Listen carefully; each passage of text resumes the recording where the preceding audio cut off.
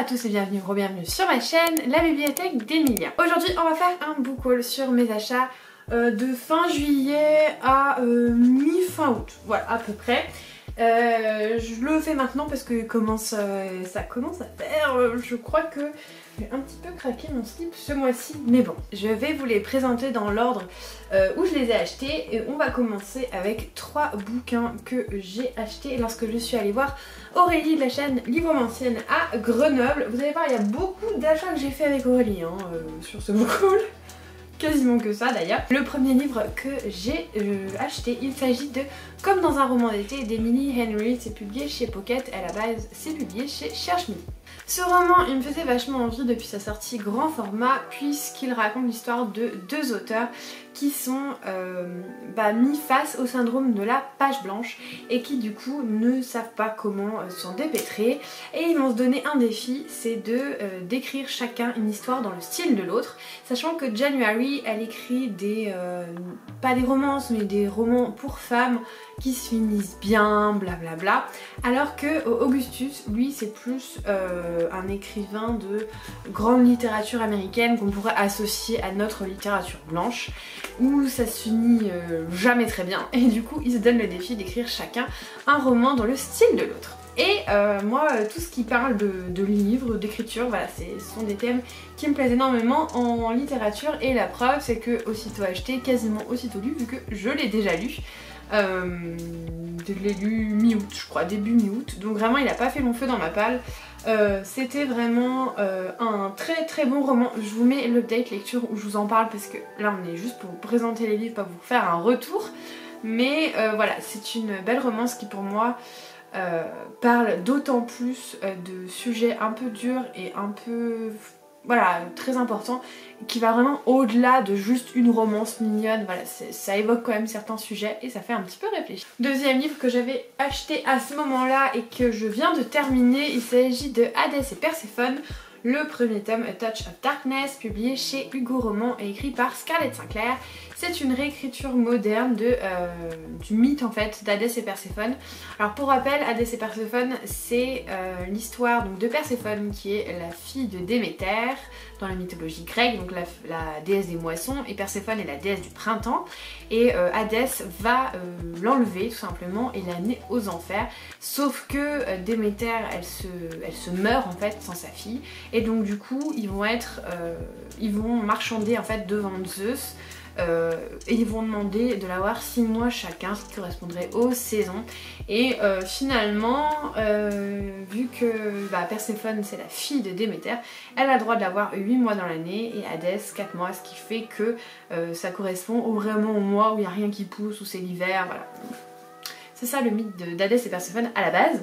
Là on est à Nouvelle-Athènes où Perséphone se déguise en jeune fille pour pouvoir en fait, en humaine surtout, pour pouvoir vivre sa vie sans être emprisonnée par sa mère, parce que en plus sa mère l'emprisonne parce que vu que ça faisait longtemps qu'une déesse n'était pas née, elle a peur de ce que les dieux pourraient lui faire, en gros.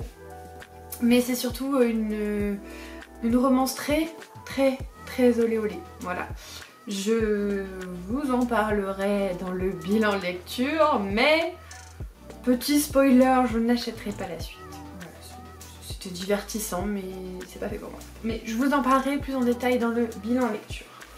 Et le troisième livre que j'avais acheté à cette occasion, il s'agit du Maître artificier de Justin Cole, publié chez Brajlon. C'est un très floppy, hein, c'est très... voilà. Et c'est le 2e tome de la saga des Dieux Silencieux. J'avais adoré le premier tome qui est...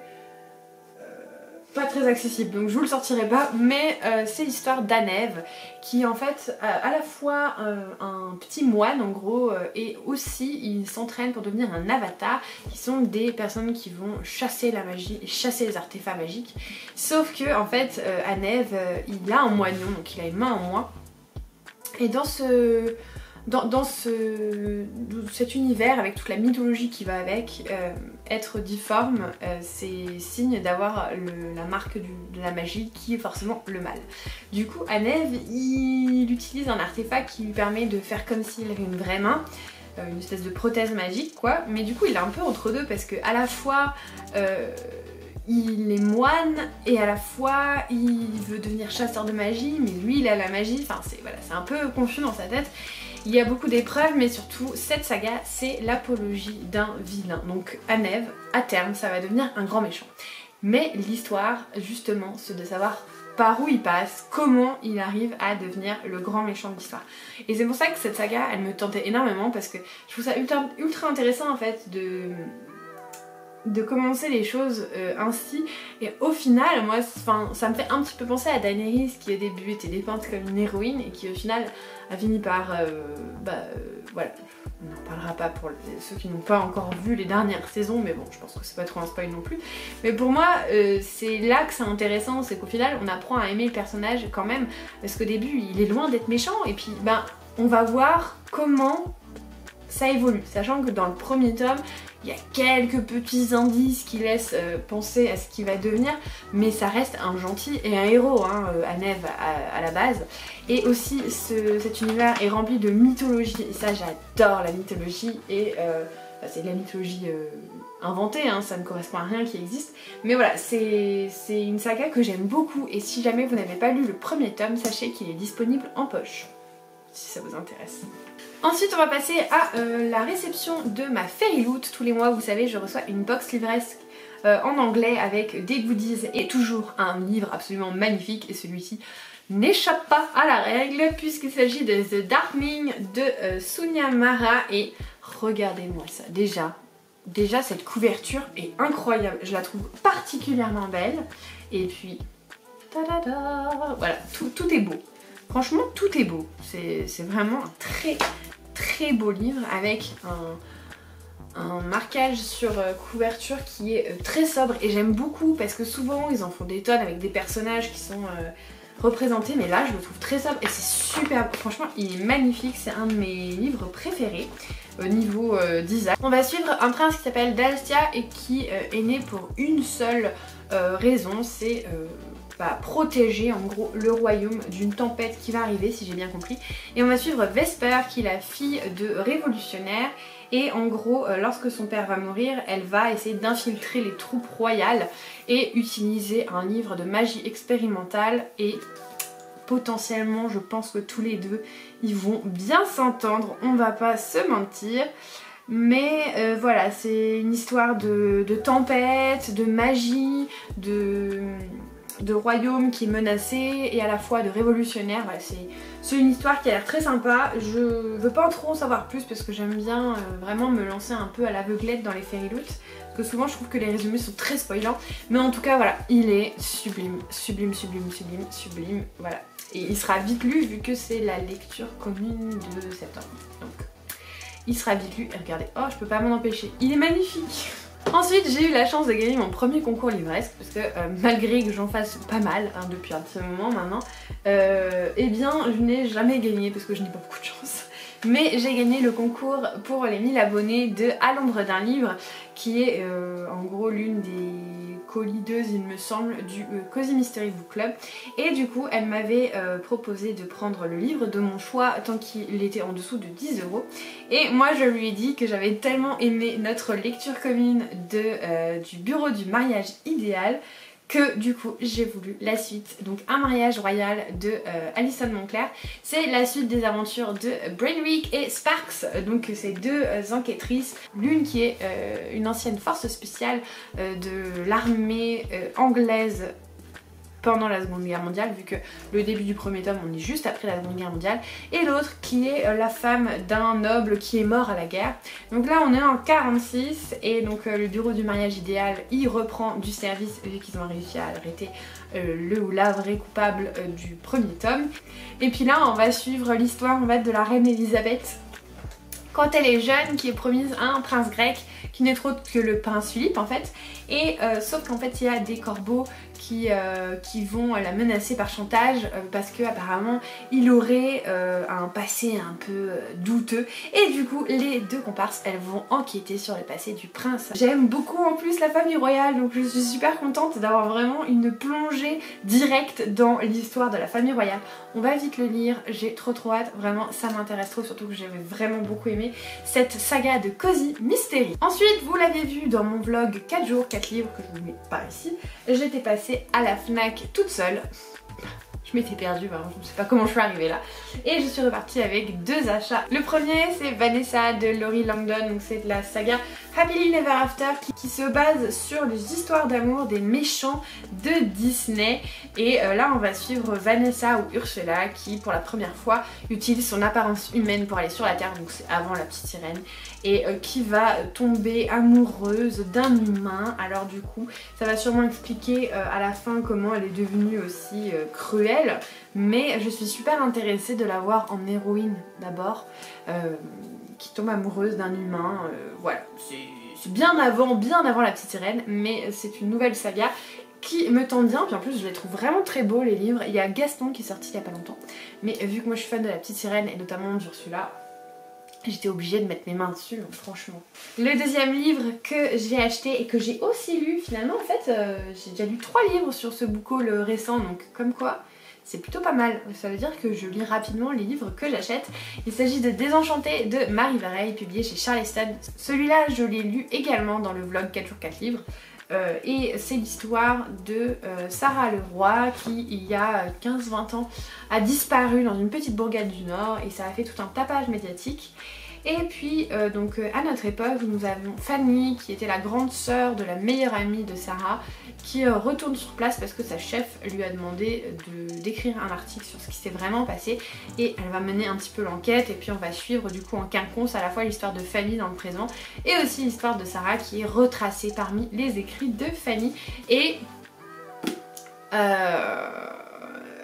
il était incroyable ce livre, voilà, vraiment j'ai trouvé que c'était un très beau livre. Je vous en ai parlé dans mon bilan, enfin mon update lecture que j'ai sorti la semaine dernière, mais vraiment c'est un super livre qui fait ressortir énormément d'émotions, et je vous le conseille mais à tous, et surtout ceux qui ont envie de découvrir La Plume de Marie Vareille, parce que vraiment il est magnifique. Il est très court, donc, enfin il est très court, il fait 300 pages, du coup il se lit quand même assez vite, et c'est un magnifique moment d'émotion, et il aborde des sujets très durs, mais quand même c'est magnifiquement fait, je vous le conseille.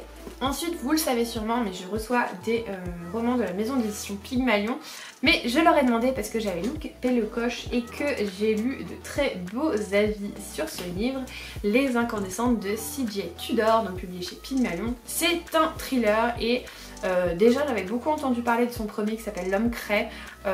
J'avais entendu de très bonnes choses dessus, et de ces derniers temps je le vois beaucoup passer, et il m'a énormément donné envie. En plus on parle de l'arrivée d'un personnage dans une toute petite communauté, mais qui à travers des siècles a vécu énormément de drames. Il y a 500 ans il y a une église qui a brûlé avec des personnes dedans, il y a 20-30 ans, il y a des enfants qui ont disparu, il y a 2 mois, il y a le vicaire qui s'est suicidé, et tout est relié je pense, et voilà, c'est une autrice que j'avais vraiment envie de découvrir. Et puis pour l'instant, à chaque fois que j'ai lu un livre que m'a envoyé Pygmalion, j'ai été conquise, donc autant continuer. J'espère que ce sera sur la même lancée. De toute façon, s'il me plaît pas, je vous le dirai, hein. Je suis toujours très honnête dans mes avis, mais il me donnait énormément envie, donc j'étais très contente. Merci à Pygmalion pour l'envoi. Et enfin, il me reste 2 livres à vous présenter pour ce book haul, et je les ai également achetés avec Aurélie, mais cette fois-ci quand elle est venue à Lyon. Vous l'avez vu un petit peu dans aussi le vlog 4 jours 4 livres. Donc le premier c'est Manoir, Magouille et Coq-au-vin de Anne Granger. J'avais lu le premier tome dans le cadre du Cozy Mystery Book Club, et j'avais été un peu décontenancée parce que en fait c'est pas du tout du Cozy Mystery, c'est du thriller, du roman noir, de l'enquête policière, mais c'est pas du Cozy Mystery. C'est juste qu'on est dans la campagne anglaise en gros, et qu'il y a un meurtre, mais ça s'arrête là. Et cette fois-ci je sais à quoi m'attendre, du coup j'espère l'aimer un peu plus que le premier, parce qu'en fait le premier je m'attendais à autre chose, et du coup je pense que j'ai pas réussi à l'apprécier à sa juste valeur, alors que c'était un très bon roman policier. Mais voilà, je m'attendais pas à ça, du coup j'ai été un peu C'est toujours ça mon problème quand le livre n'est pas marketé vraiment dans le style qu'il est. Ça m'a fait pareil pour Celle qui devint le soleil, mais je vous en parlerai bientôt parce que je viens de le finir et pareil j'ai été très récompensée pendant ma lecture. Dans ce livre on va retrouver Jess Campbell qui est donc l'enquêtrice du premier tome. Jess va être appelée dans un manoir où le propriétaire, qui est un vieux monsieur, découvre un cadavre sur son canapé. Donc qu'en est-il? Pourquoi est-il là? Qu'est-ce qui s'est passé? Voilà, c'est tout ce qu'on va apprendre dans ce tome. Et cette fois-ci, je sais que ce n'est pas du Cozy Mystery, donc au moins je suis prévenue. Et le dernier livre que j'ai à vous présenter, il s'agit d'une suite de sagas que j'ai en cours et que j'aimerais bien terminer cette année. C'est Shades of Shadow, le deuxième tome de la saga Shades of Magic que j'avais lu en mai je crois, le premier tome, et que j'avais beaucoup aimé. Et du coup je me suis procuré le deuxième tome parce que souvent c'est ça mon problème, je me procure pas les tomes d'après et quand je cherche quoi lire, que je fais mes piles à lire, forcément j'y pense pas parce que je les ai pas sous les yeux. C'est une histoire de monde parallèle avec 4 Londres. Vous avez le Londres rouge où la magie est omniprésente et c'est bien, c'est une bonne chose la magie. Vous avez le monde blanc où la magie est omniprésente mais trop, et du coup c'est quelque chose de très mal et en gros c'est synonyme de meurtre et de mauvaises choses. Vous avez le Londres gris où il n'existe pas de magie, d'où vient notre héroïne Lila, et vous avez le Londres noir qui n'existe plus. Et il y a plusieurs règles dans ces mondes, c'est qu'on ne doit pas amener des artefacts d'un monde à l'autre. Sauf que Lila va amener une pierre magique dans un autre monde où il n'est pas censé être, et du coup Kel va au début la pourchasser et puis après ils vont mener l'aventure ensemble. Kel, c'est une des rares personnes qui peut en fait tout simplement traverser les mondes sans portail. Voilà, il est capable de traverser d'un monde à l'autre. Et du coup on va suivre la suite de cette aventure, notamment à la fin où les deux personnages se séparent, enfin du coup font chemin séparés et du coup je me demande quelles vont être les aventures qui vont impliquer qu'ils se retrouvent. Surtout que je trouve avec la couverture ça fait peut-être penser un peu à des épreuves ou des trucs comme ça. Du coup je me demande dans quel pétrin Lila va se mettre, mais je suis sûre que Kel va répondre à l'appel et du coup j'ai hâte de lire la suite de cette saga. C'en est tout pour ce book haul, j'espère que ça vous a plu. N'hésitez pas à me dire quel est le livre qui vous donne le plus envie parmi cette sélection. Et puis si jamais vous voulez soutenir ma chaîne, n'hésitez pas à vous abonner et mettre un petit commentaire, ça me fait toujours énormément plaisir. En attendant, comme d'habitude, je vous souhaite de merveilleuses lectures et je vous fais des bisous.